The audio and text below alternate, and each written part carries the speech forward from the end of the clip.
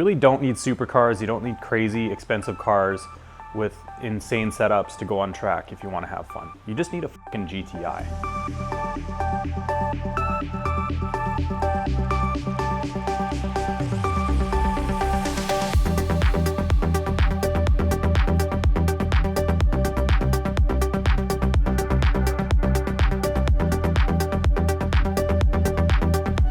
So I finally caught the bug and decided to start modifying my Mark 8 2022 GTI.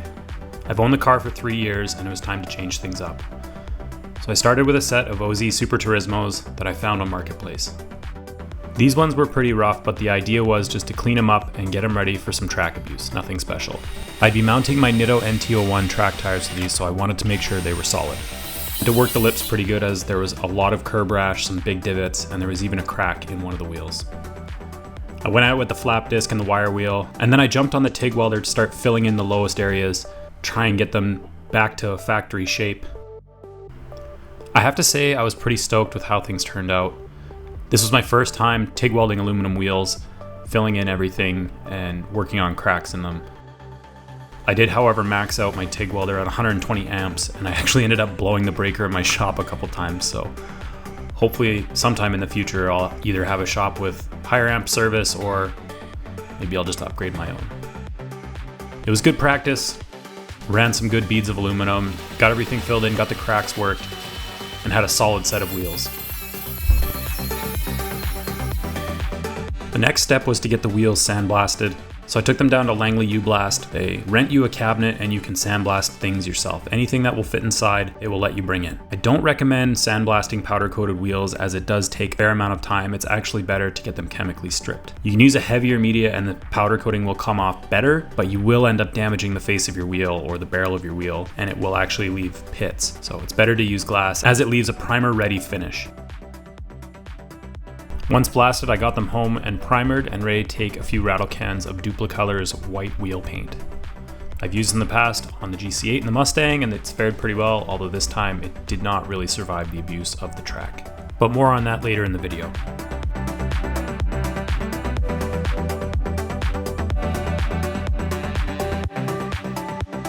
For the next change I'd be making to the car, I turned to my friends at Nokian Tire. I need a new set of tires to put on my daily driving wheels, so for that I chose the Surpass AS01 Ultra High Performance All Season. These are the same tires that I've been running on the GC8 since Overcrest Rally in Arkansas last year. Tested it on multiple surfaces through all kinds of conditions, including snow, and they have held up relentlessly. These are incredible tires, backed up by Nokian's pothole protection warranty, which you're probably not even going to take advantage of because those aramid sidewalls will take an absolute beating. I gave the OZs a quick ceramic coating before bolting the wheels and tires back on the car. I was super excited to get out and put some miles on them, test them out on the public roads, and eventually take them to Mission Raceway where I'd be testing them on track and seeing if I can take them from daily driving duty right onto the apexes and turn some fun laps. A massive thank you to Nokian for supporting enthusiasts like me and providing us with incredible tires.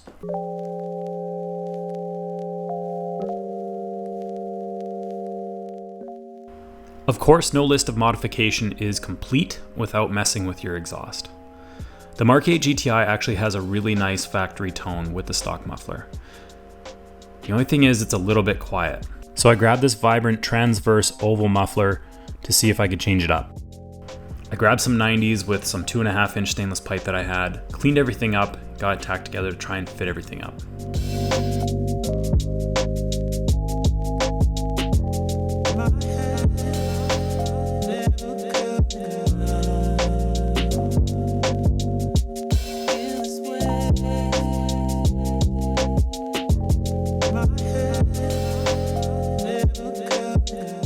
I sort of picked at this muffler setup over a few days, not really spending a prolonged amount of time on it, but I did get everything welded together nice and solid, and the fit up was actually perfect. Got some 4-inch MagnaFlow tips from Lordco, threw them on there, but there was one big problem with this setup, and that it was embarrassingly quiet. I guess I thought that just putting a simple pass-through transverse muffler in would allow a little bit more flow. I thought the stock GTI muffler was a little bit more chambered. Actually ended up being more quiet. It actually killed the crackles and pops the car has from the factory in sport mode, which I did not like at all. So I jumped on ECS Tuning and I bought their muffler delete kit for about 250 bucks American.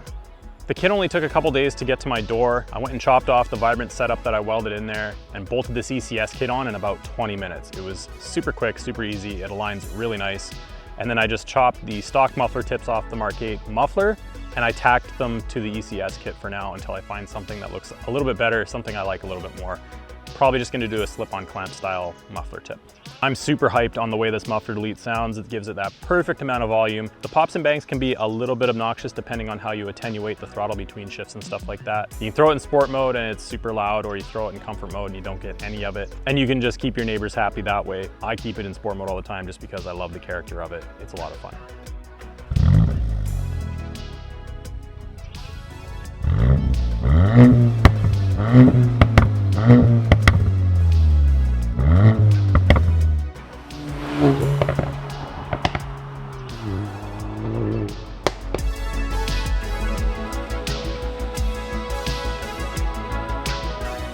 The last major thing on the list was to tackle some suspension work. The Mark 8 GTI comes with almost no negative camber up front.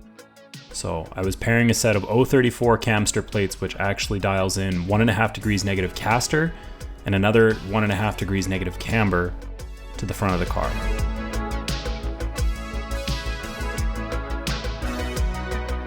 Underneath that, on the stock struts, I'd be sticking a set of CTS lowering springs. My reason for going with CTS was through all my research I found that they were the softest springs on the market. CTS is also local for me, as it's just over the bridge from Maple Ridge in Langley, British Columbia. So here's the full upright assembly for the GTI, including the hub and the shock and coil. Everything looks to be in fairly decent of shape. So what I'm going to do is get a spring compressor on the spring here, and then we'll undo the top hat. We're going to carefully pull it out, make sure we don't lose any pieces of the bearing. We're going to slide the new spring on with the camber plate and all that good stuff. That's all together. We can reinstall it. So should be pretty straightforward.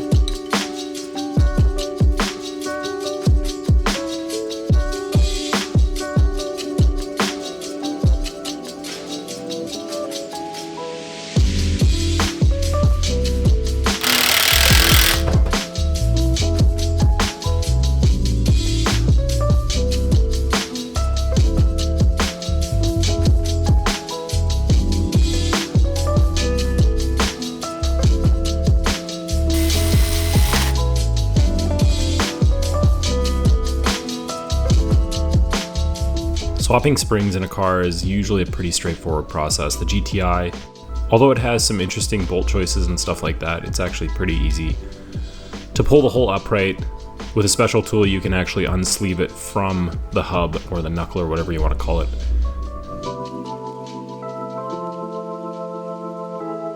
Once I put the springs in and the struts back in place, I threw a new set of rotors on and a new set of pads. I had a set of Racing Line RP700 brake pads sitting in the cabinet.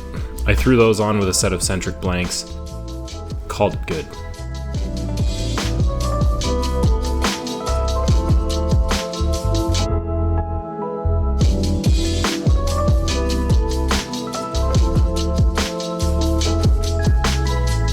The rear spring swap on the GTI is really brain dead easy. You have 3 nut and bolts to take care of on the strut, the hub, and the sway bar, and the control arm drops right out and you swap the springs.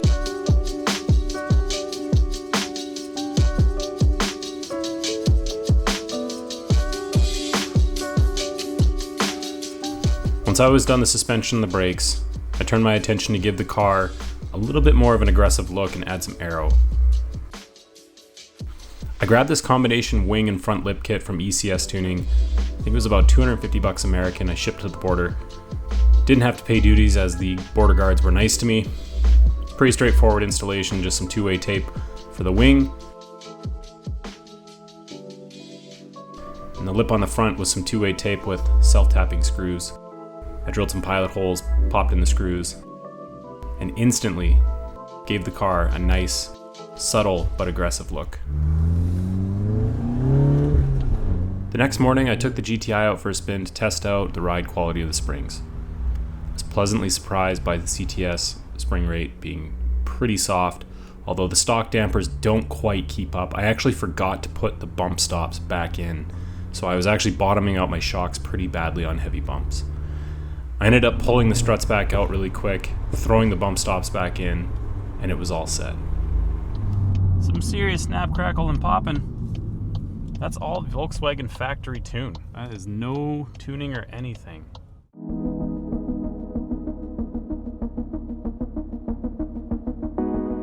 Safe to say that all the modifications I made over these few weeks definitely paid off.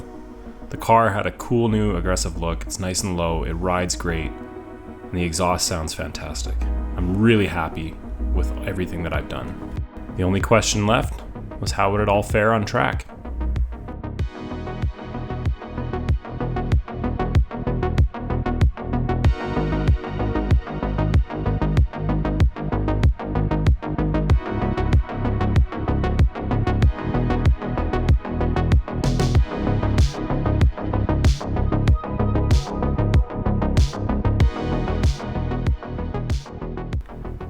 Joining me for the day would be my buddy Chris in his MK8 GTI.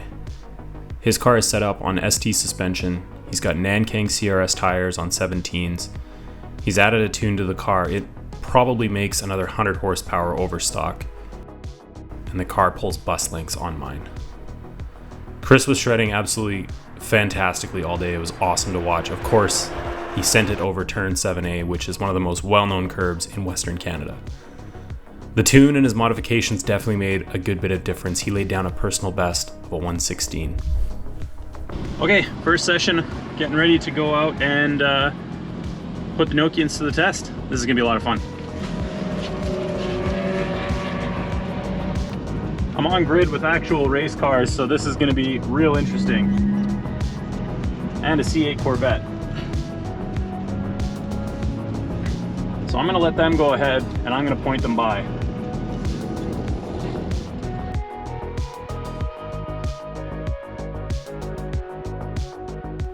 So the first session on the Nokians was absolutely amazing.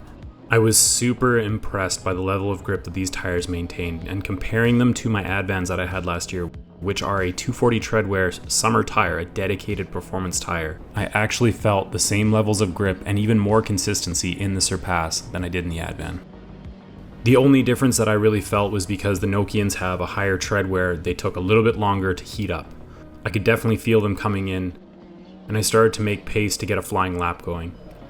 The entire time I was taking curbs and taking ruts on the edges of the track, and I was not worried one bit about hurting the tires. It was sort of this fun confidence that I had where I could just throw the car around and I didn't have to worry about anything. And the level of grip that they maintained, like I said, was absolutely stellar. For something that you can daily drive, take on all the elements with, and then drive onto track and go have fun, it's absolutely incredible. I am super impressed with these tires, and I can't wait to see what else I can throw their way.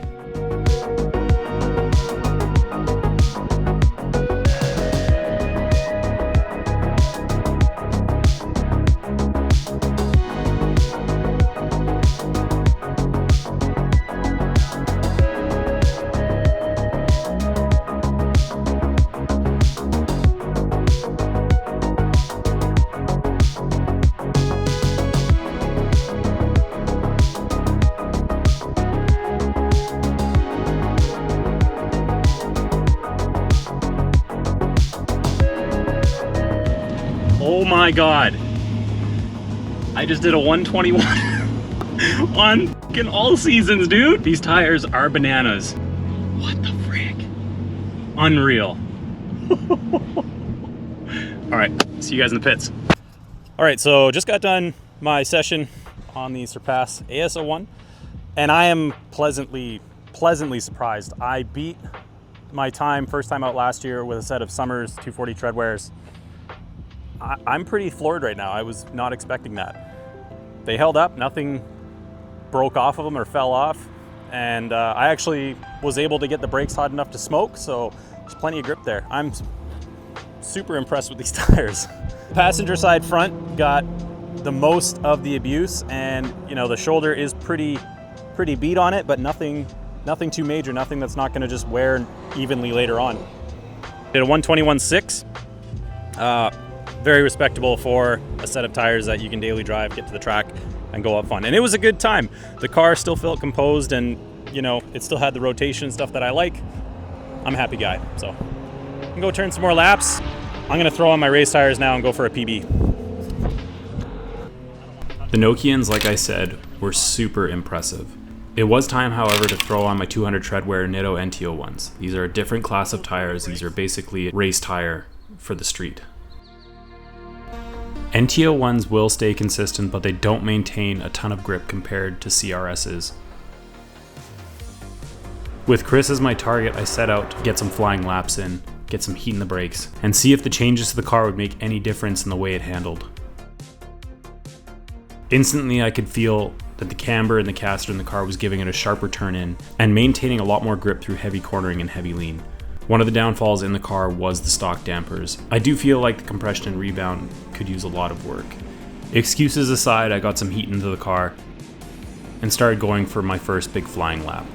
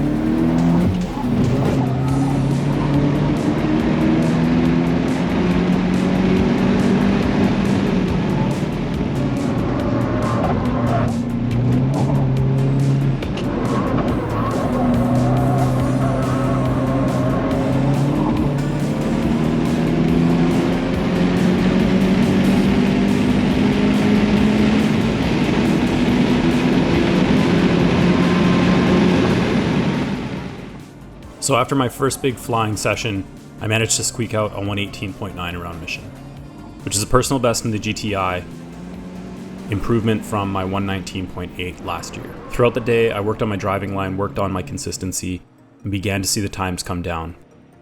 First to an 18.8, then 18.5, and eventually I got it down to a 118.3. I had been shooting for a 117, but I ran out of time, and the heat got to the car. The next day on inspection, the track wheels that I had made did not hold up the greatest. All the brake dust and metal and the heat had melted into the finish. Wheels were pretty well ruined. They're going to need a proper strip and powder coating. No big deal, they're track wheels, that's what I made them for.